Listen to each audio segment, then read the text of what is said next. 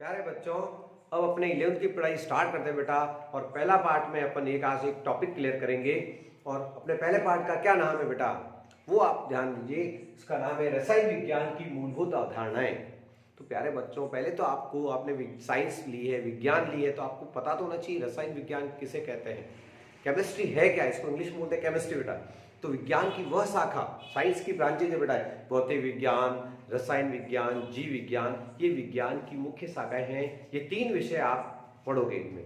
तो इसमें सबसे पहले रसायन विज्ञान की डेफिनेशन आपको आनी चाहिए कि विज्ञान की वह शाखा जिसमें पदार्थों की संरचना, पदार्थ कैसे हैं, पदार्थ कैसे कहते हैं, ठोस है, द्रव है, गैस है। जिस मेरे हाथ में ये पेन है तो इसका स्ट्रक्चर कैसा है, उसका अध्ययन करते हैं। पदार्थ की संरचना, गुणधर्म, अब इसके गुण क्या है, प्लास्टिक है, इसको गर्म करूंगा तो पिघल जाएगा, ठीक है ना। तो पदार्थ में क्या गुण है उसका अध्ययन करते हैं। तथा द्रव्य की अन्योन्य क्रियाएं, आपस में क्रियाएं कौन से करेंगे। किसी माचिस को जलाते हैं तो उसमें धुआं निकलता है, कार्बन को जलाते हैं तो धुआं देता है, ठीक है ना। अम्ल जो है तेजाब होता है, उसको डालने पर चमड़ी को जला देते हैं। तो ये सब घटनाएं जो आपस में क्रियाएं करते हैं पदार्थ, वो सब का अध्ययन कहाँ किया जाता है, रसायन विज्ञान में। तो ये परिभाषा आपको कॉपी में लिखनी है कि विज्ञान की वह शाखा जिसमें पदार्थों की संरचना, गुणधर्म तथा द्रव्य की, द्रव्य मतलब क्या होता है, पदार्थ की अन्योन्य क्रियाओं का अध्ययन किया जाता है, उसे रसायन विज्ञान कहते हैं। प्यारे बच्चों, रसायन विज्ञान की तीन मूल शाखाएं हैं, 3 ब्रांचेज हैं, और इनका मेन अध्ययन किया जाता है। कॉलेज में जाते हो तो इसमें 3 पेपर होते हैं केमिस्ट्री में। कौन कौन से होते हैं बेटा, सबसे पहला होता है अकार्बनिक रसायन। कौन सी होती है, अकार्बनिक रसायन, इनऑर्गेनिक केमिस्ट्री, क्या बोलते हैं इसको, इनऑर्गेनिक, इनऑर्गेनिक केमिस्ट्री। ये कौन सी केमिस्ट्री होती है, जो नॉन लिविंग, अजीवित पदार्थों, जैसे पत्थर हो गया, सीमेंट, चूना, ये सब जीवित नहीं है, उनसे संबंधित केमिस्ट्री को कहते हैं अकार्बनिक पदार्थ। आपको कहते हैं इस कमरे में अकार्बनिक पदार्थ कहते हैं, तो अपन कहना सीमेंट, पत्थर, धातु, मेटल, सोना, चांदी, ये सब जो है अकार्बनिक पदार्थ है। फिर आते हैं कार्बनिक पदार्थ, उसको कहते हैं ऑर्गेनिक केमिस्ट्री। कौन सी केमिस्ट्री कहते हैं, ऑर्गेनिक। तो दूसरी केमिस्ट्री का क्या नाम है, कार्बनिक रसायन। कार्बनिक रसायन वो कार्बन की केमिस्ट्री होती है, जो आपके 10वीं क्लास में भी थी। कार्बन में श्रृंखला का गुण पाया जाता है। संसार में सबसे ज्यादा अधिक कार्बन के यौगिक होते हैं। अपना शरीर भी कार्बन से बना हुआ है। शरीर को चलाओ तो क्या बनती है, राख बनती है, कार्बन बनता है बेटा। तो अपनी केमिस्ट्री कौन सी होगी, कार्बनिक रसायन, जो जिसमें किसका अध्ययन करते हैं, जीवित संबंधित, जीवित अपन है, लकड़ी है, ये सब जीवित है बेटा। तो वो केमिस्ट्री कौन सी कहलाती है, ऑर्गेनिक केमिस्ट्री। और तीसरी केमिस्ट्री होती है भौतिक रसायन। कौन सी रसायन, भौतिक रसायन, फिजिकल केमिस्ट्री। कौन सी होती है बेटा, फिजिकल केमिस्ट्री। फिजिकल केमिस्ट्री में क्या करते हैं, इसमें फिजिक्स और केमिस्ट्री का कोरिलेशन दिखा जाता है, आपस में संबंध क्या है इसमें, ठीक है ना। हवा है, पानी है, इनकी स्टडी जो फिजिक्स में भी होती है, साउंड है, ध्वनि है, इनकी स्टडी दोनों जगह होती है बेटा। तो बच्चों, ये होती है भौतिक रसायन। तो रसायन विज्ञान क्या है, ये आपके सामने आ गया है। इसमें कौन कौन सी शाखाएं होती है, आप क्या पढ़ेंगे इसमें, ये पता होना चाहिए। तो नए नए जो बच्चे साइंस ले रहे हैं, उनको रसायन विज्ञान की शुरुआत यहीं से करनी चाहिए। यार बच्चों, एक बहुत ही इंपॉर्टेंट टॉपिक लेंगे आज। जरूरी नहीं बेटा कि किताब में जो लिखा है उसके लाइन टू लाइन पढ़ाई हो, आपको जो पढ़ाया जाता है उसको, टॉपिक को आपको क्लियर करना होता है। तो इसमें अपन शुरू करेंगे जो है क्या, सबसे पहला टॉपिक लेने जा रहा हूं अणुसूत्र और मूलानुपाती सूत्र। तो आप अपनी कॉपियों में क्या हेडिंग लगाएंगे, मेरे साथ साथ अणुसूत्र और मूलानुपाती सूत्र पढ़ेंगे। तो सबसे पहले मैं हेडिंग लगा रहा हूं, मेरे साथ साथ ही आप जो है हेडिंग लगा लेंगे। क्या हेडिंग लगाएंगे, मॉलिक्यूलर फॉर्मूला बोलते हैं इसको। तो सबसे पहले मैं आपको सिखाता हूं अणुसूत्र। अणुसूत्र वो होता है जिसमें परमाणुओं का निश्चित अनुपात है। जैसे ग्लूकोज का आपको सूत्र पूछ लो, ग्लूकोज है बेटा, ग्लूकोज होता है जो खाना खाते हैं ना अपन, तो पचता है तो क्या बनता है शरीर को, ग्लूकोज। C6H12O6, ये किसका फॉर्मूला है, ग्लूकोज का। ये इतना बड़ा क्यों बताऊंगा, तो पानी का फॉर्मूला क्या होता है, जल। जल का फॉर्मूला क्या होता है, H2O। कार्बन डाइऑक्साइड का CO2। तो ऐसा सूत्र, ऐसा फॉर्मूला जिसमें परमाणु का निश्चित अनुपात होता है, इसमें कितना निश्चित अनुपात है, कार्बन कितना है कि 6, हाइड्रोजन कितना है कि 12, ऑक्सीजन कितना है कि 6, तो जिसमें परमाणुओं का निश्चित अनुपात होता है उसे अणु सूत्र कहते हैं। हाइड्रोजन, इसमें जल में हाइड्रोजन कितना है कि 2 है तो 2, और ऑक्सीजन कितना है 1, तो 2:1 में है परमाणु। ठीक है बेटा। तो ऐसा सूत्र, देखो परिभाषा बनाना मेरे साथ साथ, ऐसा सूत्र जिसमें परमाणुओं का निश्चित अनुपात होता है कि उसे हम क्या कहते हैं, अणु सूत्र। क्या बोलते हैं, अणु सूत्र। तो ऐसा सूत्र, ऐसा सूत्र जिसमें परमाणुओं का निश्चित अनुपात होता है, निश्चित अनुपात होता है, उसे अणु सूत्र कहते हैं, अणु सूत्र कहते हैं। और प्यारे बच्चों, ये तो है अणु सूत्र।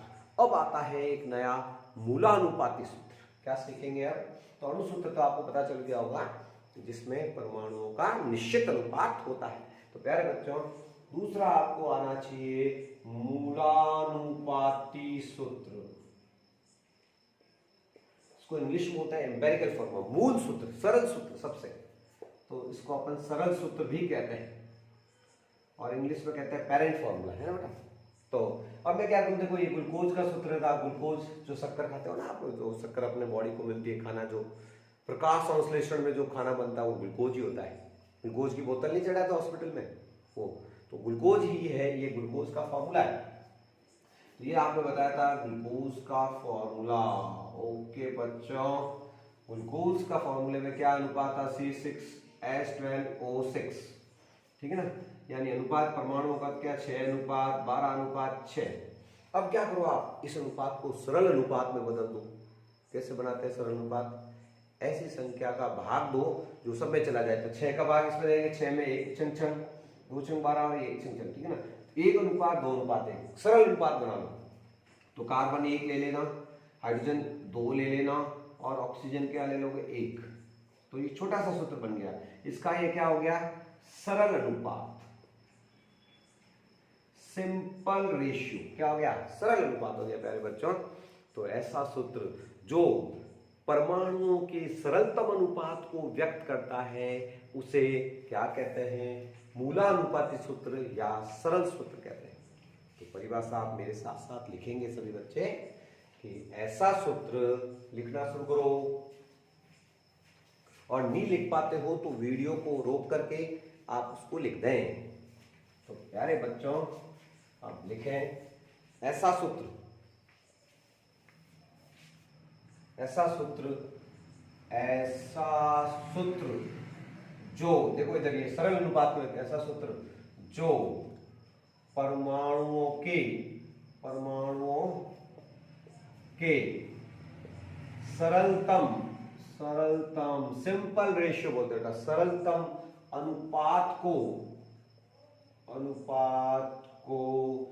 व्यक्त करता है, उसे हम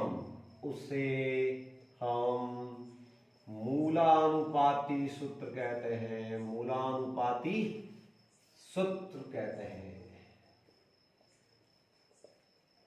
तो ग्लूकोज का मूलानुपाती सूत्र क्या हुआ, ये बेसिक फॉर्मूला क्या हो गया, ग्लूकोज का मूलानुपाती सूत्र क्या हो गया, CH2O। ये ग्लूकोज का मूल सूत्र है, सरलतम सूत्र है। तो समझ में आ गया होगा। एक एग्जांपल और लेते हैं, छोटे छोटे एग्जांपल से आपको समझ में आ जाएगा।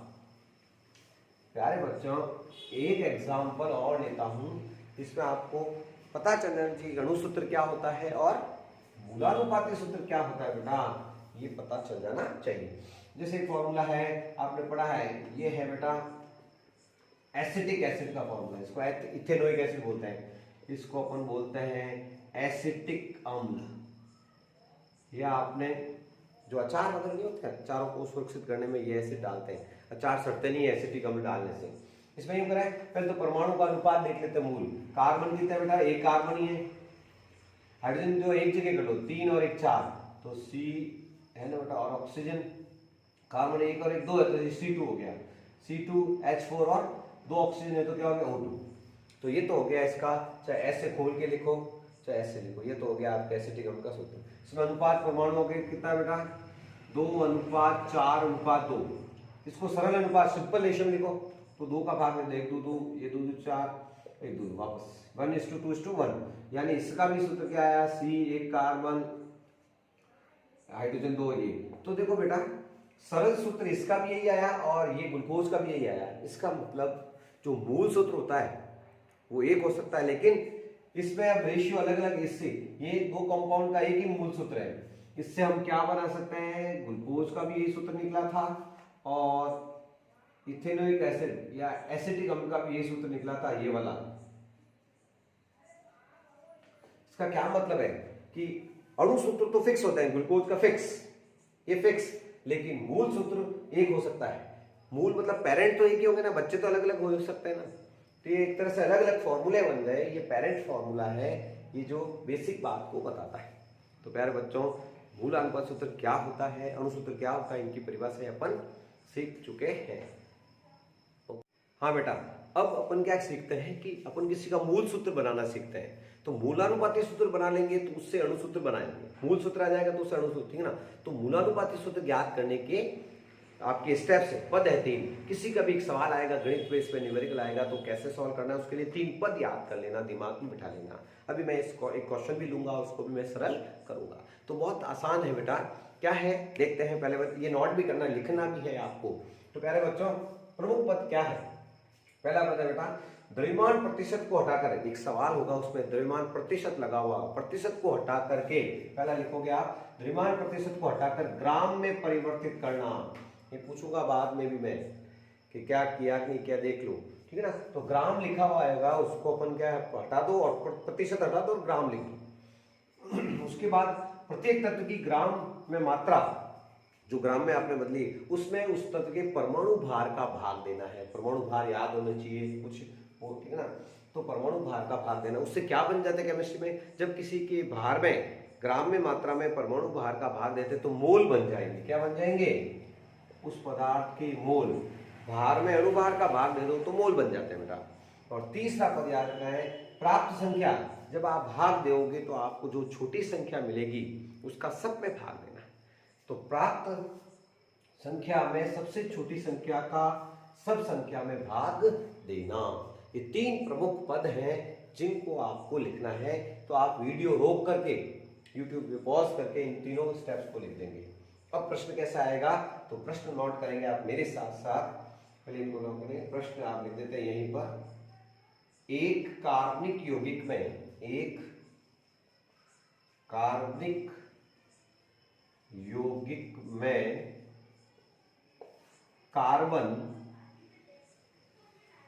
कार्बन जो है बेटा वो है 44%, हाइड्रोजन 6.07%, प्रतिशत मात्रा दी हुई है, तथा शेष ऑक्सीजन, शेष क्या है बेटा, ऑक्सीजन। और इसको आप इजी बनाना चाहते हैं तो आप ये 33% ले लो, 33%, और ये हो जाएगा 6%, है ना।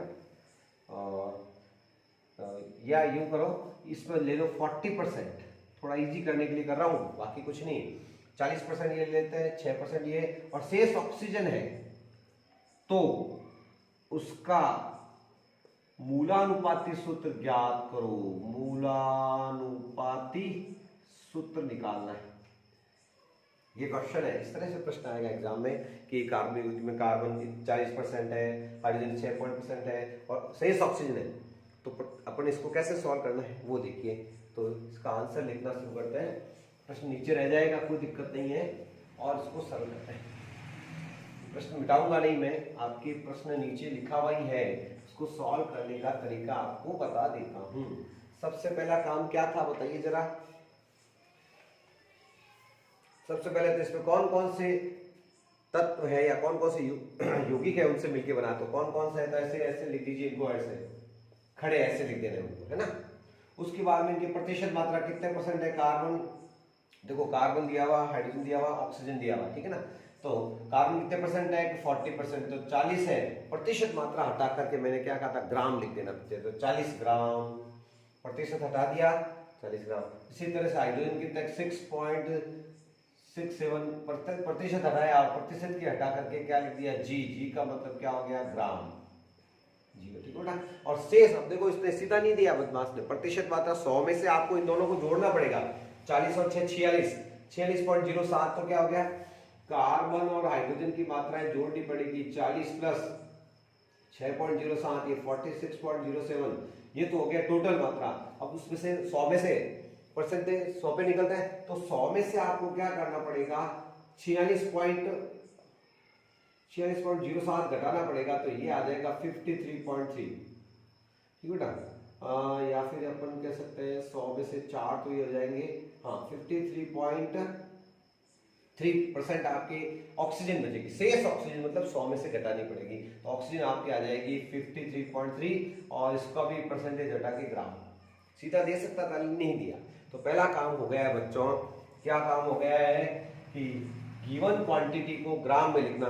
दूसरा पद पढ़ो, लिखा हुआ देखो कि ग्राम में आपको उसके परमाणु भार का भाग देना। अब परमाणु भार आपको याद होंगे सबके, तो परमाणु भार जो है, एटॉमिक मास जो है वो आपको याद होंगे, तो एटॉमिक मास आपको थोड़े से परमाणु भार याद करने 9th में थे।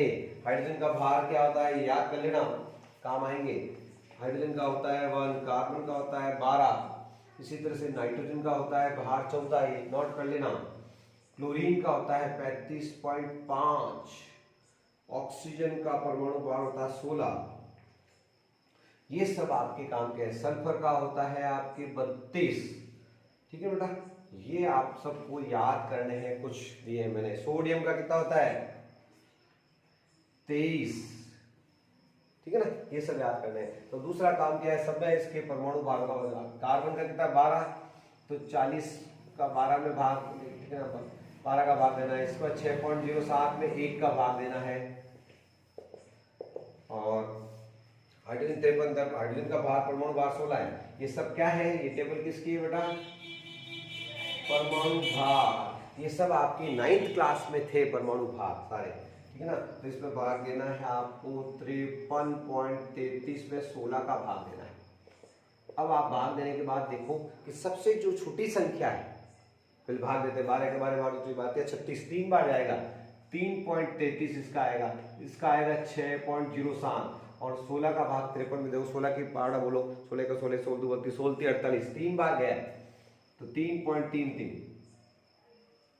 तो प्यारे बच्चों, सबसे छोटी संख्या का सब में भाग दे दो। ये छोटी है, ये थोड़ी बड़ी है, सबसे छोटी है, सबसे छोटी संख्या का सब में भाग दिया। जो प्राप्त भागफल है ना, प्राप्त भागफल ये था, इसमें सबसे का भाग दिया, तो इसका इसमें भाग दिया तो करीब 1 बार गया, ये 2 बार जाएगा बेटा, और ये 1 बार गया। तो प्यारे बच्चों पता चल गया, कार्बन 1, हाइड्रोजन 2 और ऑक्सीजन क्या हो गया बेटा 1। तो इस तरह से इसमें कार्बन 1 हो गया, हाइड्रोजन 2 और ऑक्सीजन। इस प्रकार मूलानुपाती सूत्र क्या होगा, C1, कार्बन 1, हाइड्रोजन 2 आए देखो, और ऑक्सीजन 1। तो ये हो गया आपके उसका सूत्र, मूलानुपाती सूत्र आपने ज्ञात कर लिया, मूलानुपाती सूत्र ज्ञात हो गया। तो मूलानुपाती सूत्र जिसको आ जाता है उसको अणुसूत्र भी ज्ञात कर सकते हैं, उसके लिए एक फॉर्मूला आपको कर दो। ये सब आप लिख लीजिए, ऑक्सीजन का 16, हाइड्रोजन का 1, ये सब आपको लिख लेने हैं। वीडियो को आप रोक सकते हैं, उसको लिख सकते हैं।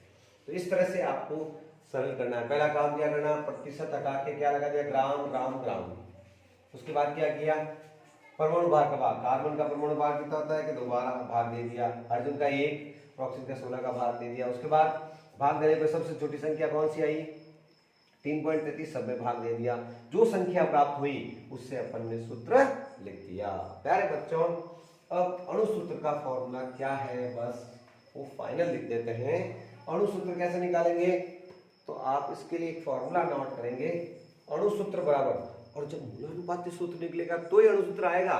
और वो कैसे आएगा, ये सूत्र भी याद करना है। अणुसूत्र बराबर n इंटू मूलानुपाती सूत्र बच्चों। अब n क्या है, n एक गुणक है, एक फैक्टर है, गुणक है। वो क्या है, n कैसे निकलता है, n एक गुणक है, इसको अपन क्या कह सकते हैं, फैक्टर कह सकते हैं। n फैक्टर निकालना पड़ेगा बेटा। n कैसे निकलता है, तो आपको हम क्या देंगे, अणुभार दिया हुआ आएगा यौगिक का। तो यौगिक का अणुभार, यौगिक का अणुभार जो आएगा उसमें किसका भार देना है, मूलानुपाती सूत्र का भार, मूलानुपाती सूत्र का भाग। तो प्यारे बच्चों, यौगिक के अणुभार में मूलानुपाती सूत्र का भाग दे देंगे तो आपके n आ जाएगा, और n से परिचित सूत्र निकाल सकते हैं। तो मैं एक दे देता हूं भार, मान लीजिए यौगिक का अणुभार मैं दे देता हूं आपको, यौगिक का अणुभार कहाँ आएगा, उस सूत्र में दिया हुआ आएगा, मान लीजिए वो है 180 है, मान लीजिए, यस, जो भी है गिवन हो वो प्रश्न में दिया हुआ आएगा।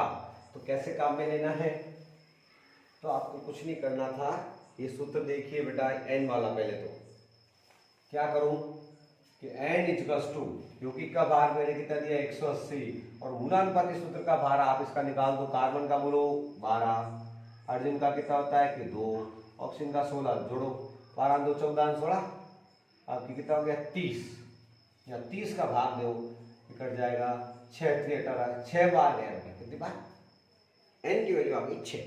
ओके, ये सूत्र इंतजार कर रहा है, मेन सूत्र ये है बेटा, अणुसूत्र बराबर, अणुसूत्र बराबर n इंटू मूलानुपाती सूत्र कौन सा है, ये रहा।